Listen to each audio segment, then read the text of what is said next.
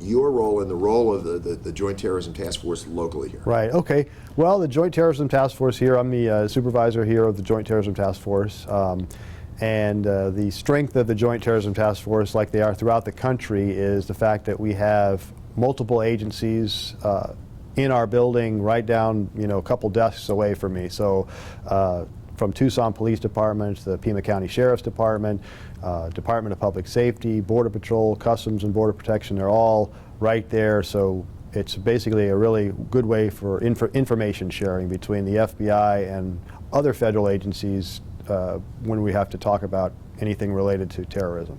Fair to say this gives you the potential where somebody has an isolated piece of the puzzle, as they say, but they don't know where else it fits. Somebody else in that room may. Yes, that's exactly correct. I mean, each agency that we partner with has strengths. I mean, the Border Patrol, they're right on in the desert. A lot of times they're right out on patrol. The Tucson Police Department, for example, they know the city of Tucson real well. They're very good with that area. So, and by and large, every agency has a role and has an equity, and the Joint Terrorism Task Force combining all those agencies together, is the strength of it. So each agency has their own thing they can be good at. Now, considering that mission of looking for potential terrorism, are there things that make our area different from, say, New York in that respect? Well, this is considered a border area. The Tucson area is, and I would say a lot of our things that we do investigate have involved or have a border nexus to them. So that's one of the things we do look at. That's why we have a very strong partnership with the Customs and Border Protection and the U.S. Border Patrol to vet out any type of activity that may be terrorist related or something that may have a connection to that. So yes. You often hear people voice a concern that the border may be a conduit for terrorism activity. What has your experience been in real life on that? As far as Tucson is concerned, in the southern Arizona area, we haven't seen a credible threat of ISIS. Like, I know that's what people are interested in. Is are they marching across the border? Are they coming across the border en masse? It's really just reporting that we get that we have to check out. It may or may not. It may sound like it's more than it is, but we do vet out everything that we see, and there hasn't been any credible threats that we've had to address here in southern Arizona since I've been here. Now, what should people keep in mind if they say, well, something seems pretty suspicious to me? What should they, sometimes you hear people say, well, I'm not sure, I don't really want to bother people.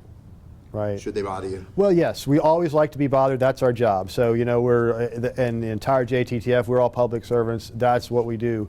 And by and large, if someone thinks something is suspicious, usually that's something to note. I mean, some examples would be, someone taking photographs of a government facility or a facility that could be related to an infrastructure like a water facility, things like that.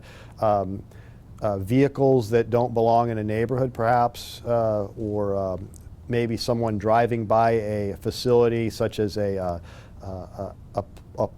a synagogue or a church or something that they may not normally belong in.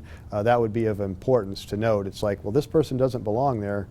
Maybe I should call someone. And some of the tips we get are we do check out everything, and they're all important. So you never know what you're going to get from those things. Now, if you look at what happened up in New York, and I know you can't talk in deep detail, right, are there things the public can learn from that about things that members of the public did right that were helpful? Well, I think in this case up in New York, the fact that I think the call-in that resulted in the capture of the subject was a result of a newscast. Actually, I think CNN and I think someone saw the picture of the individual on the television. So social media does help. I mean, the FBI and all the agencies can use that. I mean, through the news media to get out pictures and things like that. So the fact that the public is just involved and aware of what's going on and notifies the appropriate authorities. And really, it could just be the local police officers. You don't have to call the FBI because, like I said, I have Tucson Police Department personnel right in this building here with us. So it all comes into a central spot. Now, I could see how something that an amateur might find suspicious would be very different from something a professional might find suspicious. Right. What sort of tips might you offer people to sort of go like, oh yeah, this is something that's really to be concerned about? Well, I mean, we look at everything, and I understand. I give you one example. I know right after, not too long after 9/11, we did get a call in from a woman, and basically said that she thought that there was someone that looked like Bin Laden next to her, and it happened to be a Russian Orthodox minister. But we sent agents out to check that out. So there really isn't anything. If someone sees something suspicious that doesn't fit right with them, I mean, I think the main thing is what usually happens after any attack or anything that happens in the United States, there's always an uptick of people talking and calling in to the FBI and saying, okay, I saw something 6 months ago that was a little suspicious, but I didn't want to say anything then, I want to call now. So we do get a lot of old reporting, so it doesn't hurt to go ahead and, if you think it's suspicious, go ahead and call us right away. How tough is that to pick up the thread when somebody's telling you about something from months before? That's difficult to do. I mean, sometimes we get just that there was a suspicious gentleman looking to make a suspicious firearm purchase, and that's it. We don't have a name, we don't have anything to go on. Those are a little bit more difficult to work with. I mean, if it's always helpful if someone gives us a license plate number or things like that. That's very beneficial. That could be tracked down. Well, and nowadays we're learning more that it's sometimes things that you would think would be innocuous. It's not a firearms purchase, it's a pressure cooker purchase. Yes. Is somebody into home canning, or is somebody into something dangerous? Right. How do you know? That's a good question. There's really a good answer for that one. I mean, there's a lot of the FBI. We have certain guidelines and rules, and the Constitution we have to follow. So when we're investigating a case, it kind of goes into the fact, well, it's not illegal to buy a pressure cooker or things like that, but we get call-ins from people said, well, this is suspicious, so we'll go ahead and maybe look into that to a certain degree. But after a while, if it's just like a pressure cooker or a device that's legally able to be purchased, there's nothing we can do about that. And we don't have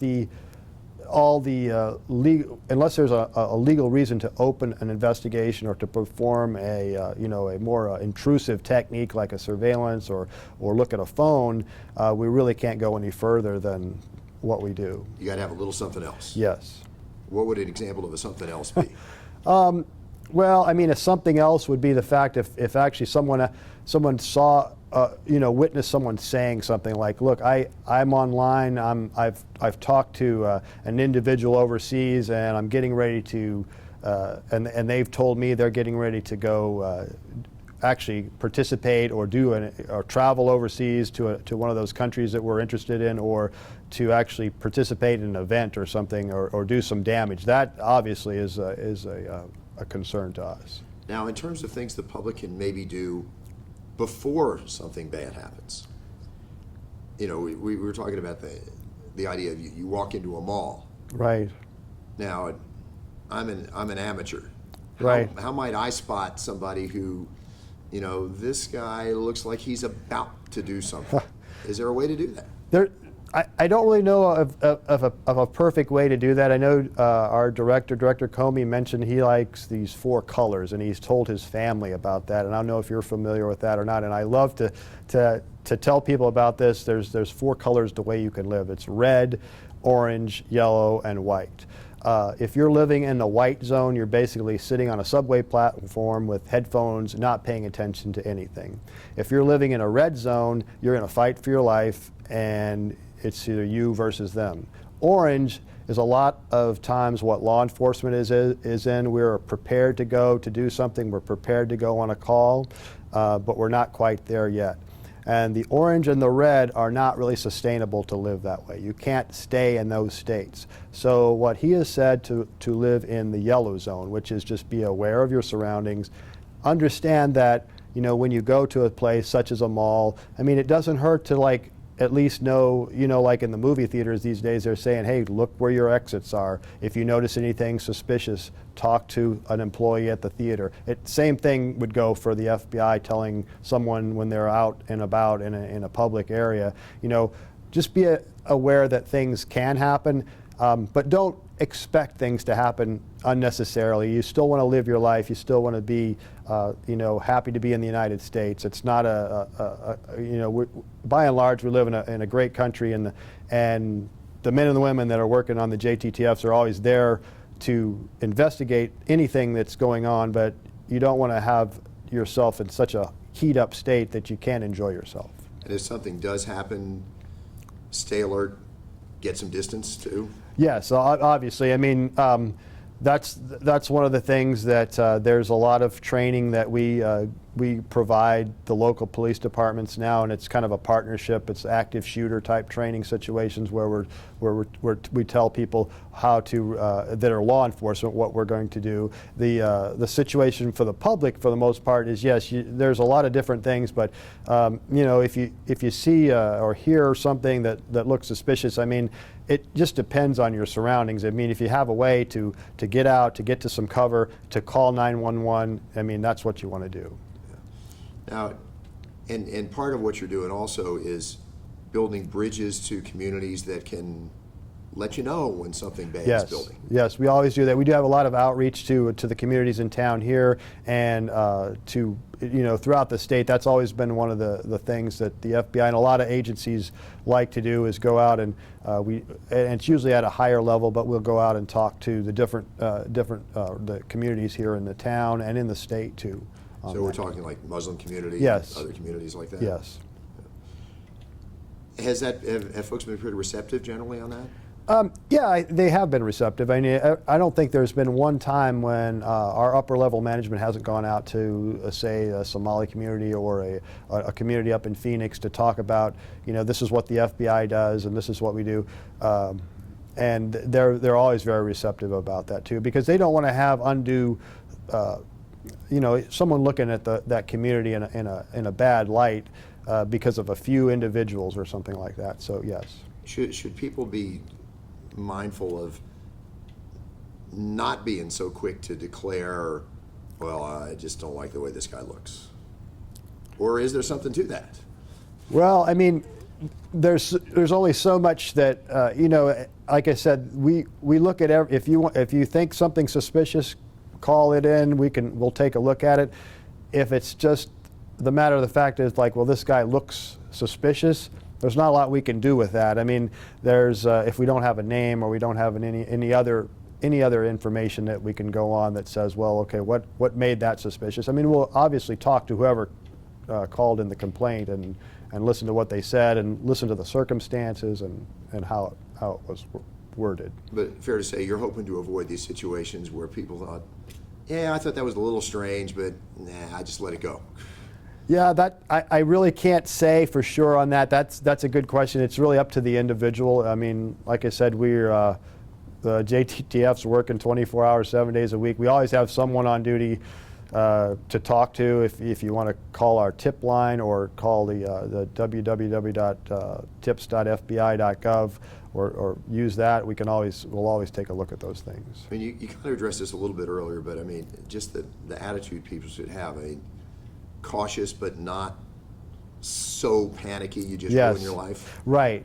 That's exactly what you want. You want to be cautious, just be aware of your surroundings, but you don't want to like, well, I'm not going to go to this event or I'm not going to go to the football game because something may happen. I mean, that's when the bad guys win that way. So, we're there, we're working, and you just got to be able to continue to live your life, but just be aware of your surroundings, and if you see something that doesn't look right, go ahead and report it. But to some degree, we have had to alter our lives. The football game, for instance, clear purses, right, that kind of thing. No doubt. I mean, after 9/11, we had the deal where I have a friend that was an airline pilot, and he couldn't even get through to go fly his aircraft with a small pocket knife. So yes, and he wasn't going to do anything with that pocket knife, but he just had one. So yes, those things do happen, and it is an evolving process we're in with this current threat. So things do evolve, but by and large, you still want to be able to live your life too. Now, we've had a lot of attacks at big population centers. Is there some concern that the world of terrorism may go to a small place to just go, hey, you're not safe anywhere? Well, if you've looked at the mentality and what ISIS and ISIL has put out, and a lot of it is online, on the internet and things like that, they have promoted those types of things, those types of attacks. I mean, that's been in other news stories too about, you know, the old days of the Al-Qaeda, they had the large cell and they had the big organizations. They have put out the ISIS propaganda that they put out on the internet appeals to a lot of disenfranchised youth that says, hey, just go out and do something, you know, wherever you're at, go out and do something for ISIS. And that is an issue, that is a problem that we do have, and we're trying to address that the best we can, but it's a little difficult. So because they don't hold out for something terribly elaborate, right? There's less opportunity to know what they're up to. Right. So, all right. I think that's probably going to do it. Is there anything else you feel like you just want to add on all this? No, I just, you know, like I said, the FBI and the Joint Terrorism Task Force, we're here to help, and we're always available. If you see anything, don't hesitate to call, don't hesitate to email. We still talk to people. That's really the primary thing in the FBI and all of our partners, is just sitting down and talking to someone. It's nothing better than just having a conversation, says, well, what did you see? And we'll look into it. So when people have that TV thing where everybody's kicking down doors, a lot of talk